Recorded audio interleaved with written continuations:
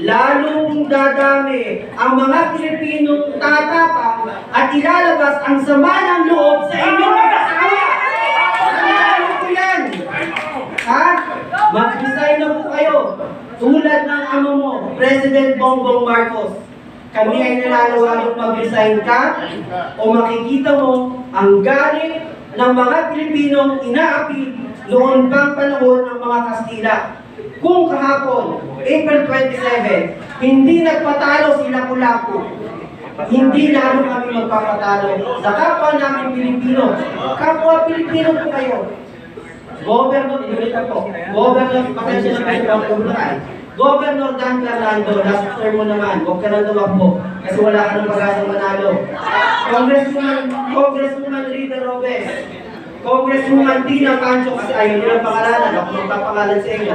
Mayor Attorney Natividad ng Malo.